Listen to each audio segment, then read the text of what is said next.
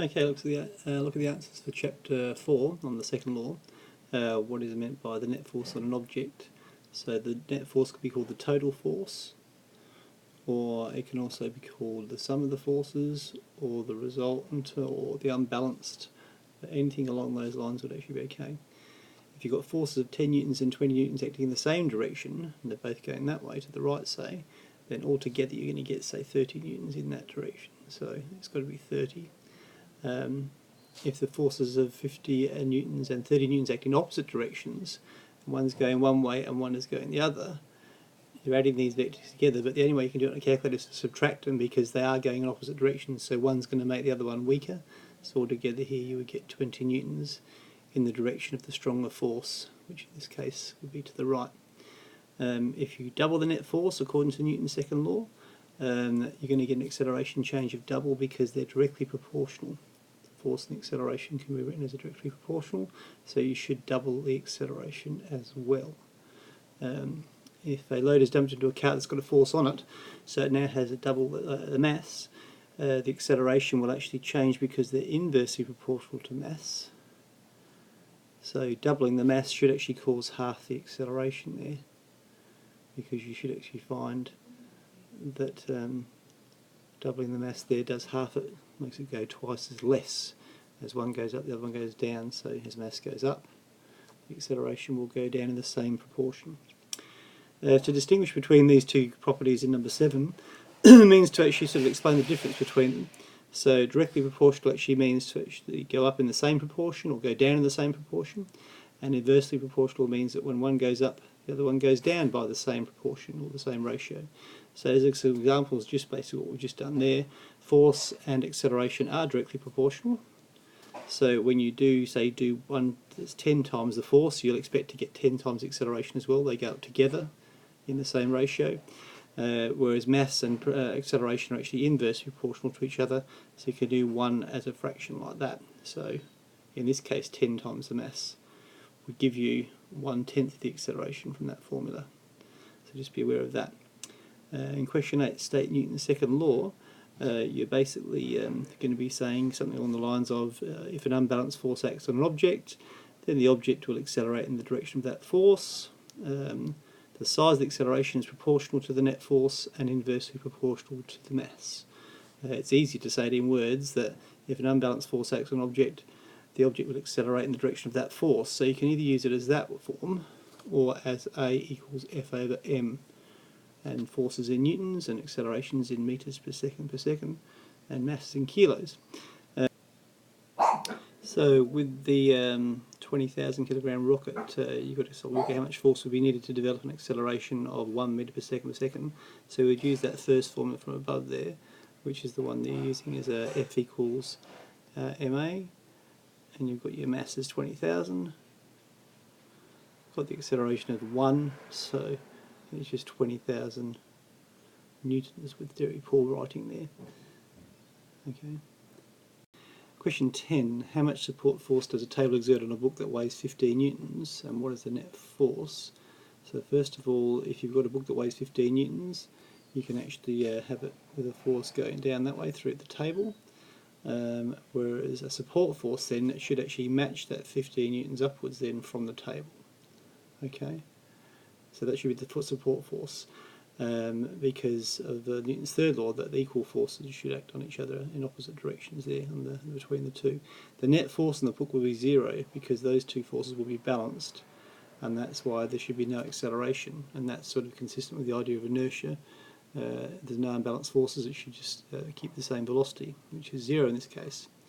If you've got a bag of nails, and this is my red sort of blob there, with 2 ropes hanging from it, how much tensing force is needed in each rope? Well, the 100 Newton bag is a weight pulling down, so you would expect with 2 ropes there that weight will be shared between the two of them, so you should get 50 newtons of tension in each one.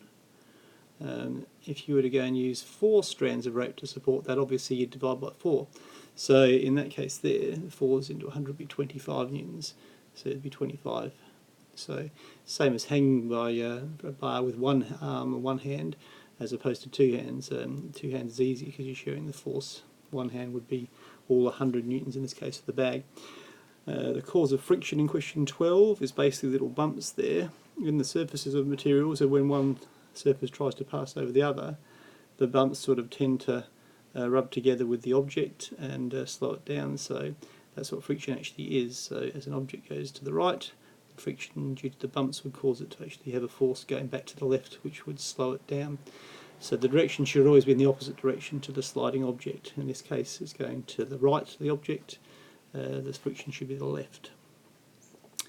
In question 13, if friction on a sliding crate is 100 newtons, so let's say the crate sliding to the left here, and the friction force there was 100 newtons, like that, how much force would you need to apply to the crate to actually maintain a constant velocity? Well, that's the velocity there. You would need to have some sort of a force, so someone pushing the crate that way with the same size force of 100 newtons, so that the two forces were cancelled and the forces were unbalanced and it maintained a constant velocity. If it is like that, the net force will be zero because the forces are balanced and in opposite directions, and that means that the actual acceleration would also be zero.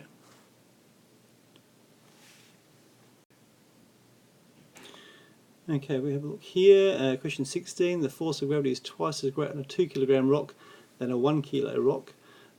So why do they still fall with the same acceleration if you ignore air resistance? So you can look at the thing as a 1 kilo rock there has a force on it. You could do roughly F equals ma, which would be 1 times roughly 10. So it's 10 newtons there pulling it down. And if you do it for the 2 kilo rock, you'll get 20 newtons pulling it down. So they're right, there is twice the force acting on that one there, so it's got a bigger force on it. But of course this bigger rock also has twice the mass, so it has twice the inertia, so it's twice as hard to accelerate it because their acceleration is inversely proportional to mass, don't forget. So the two effects cancel each other out. You could also explain it using the formula A equals F over m and say that the one with twice as much mass there will also have twice as much force, and so the effects there will actually cancel out and the acceleration is still the same for both of them if you ignore air resistance. Question 18 though is completely different to that. It's actually talking about what happens in the presence of air. Okay, and that's a big difference here. So if you do drop a coin and a feather, they will fall with different accelerations. So the reason for that is that things tend to actually accelerate due to gravity, and as they speed up, the drag force, or the forced air resistance going upwards on them, starts to get bigger and bigger as they get faster and faster. Now this will happen until the drag force that's actually going up is equal to the weight pulling them down. So when that drag force and the weight are equal and opposite, that's when it reaches terminal velocity and doesn't get any faster. So in the case of a coin which is much more massive and has a greater force of gravity due to weight going down like that, it needs to have a much bigger drag force on it before it achieves its terminal velocity. And to achieve that drag force it needs to get to a higher speed. And that's why the actual coin will fall faster than the feather. The feather is very light. The actual drag force coming upwards does not have to be very big at all before it matches that light weight of the feather, and therefore the actual speed it needs to achieve to do that is much lower. A similar thing actually happens with a parachute. If you have a nice big parachute open, you don't have to go so fast to get the drag force needed. In question 19, how much air resistance acts on a 100 Newton bag that falls at terminal speed then? Well, terminal speed, don't forget, is when the weight going down is matched by the drag going up. So in this case, if the weight's 100, the drag needs to be 100 going up, so that should be 100 newtons going upwards for question 19. Okay, so whereas in question number 20, it says how does the air resistance and the weight of a falling object compare when terminal speed is reached? Well, we've just said that the air resistance will actually be the same as the weight going there. So the weight there is a certain value, then the actual air resistance going up on an object will be the same as well, or the drag will be. And as I said, for a parachutist you can actually achieve that. With a great big parachute you're able to do it at a lower velocity than normal because you're catching so much air. The idea is to actually sort of reduce that terminal speed by having a great big parachute to catch air. Without the parachute you must go much quicker to get the same amount of drag to balance your weight. So that's why the parachute's deployed. In the last one here, why does a heavy skydiver have a greater terminal velocity than a lighter skydiver? It's kind of the same idea as the coin. Is here they've probably got double the actual weight coming down here compared to this one here. So because they've got 2 times the weight coming down and twice the force, they would need to achieve twice the drag force here before they achieve their terminal velocity and these two balanced. Okay, which means therefore they should actually have to go to a higher speed if they were a similar shape. Okay, to achieve terminal speeds that would be similar, then you have to do something different. Yeah, you can do that by either achieving the same drag here by increasing the surface area of the person that's going in a double here, so that by having a bigger surface area, by having some sort of big parachutey thing in the arms maybe, that means you could actually achieve a lower velocity, terminal velocity, and still get that same double drag needed for the weight. So you can either increase the actual area of cross-section of the twin skydivers there, and you'll achieve the same double drag with a lower velocity, or you could actually get this person to tuck into a much tighter ball, so they had to go a lot faster to achieve their drag, but I think it's more practical to do this first one.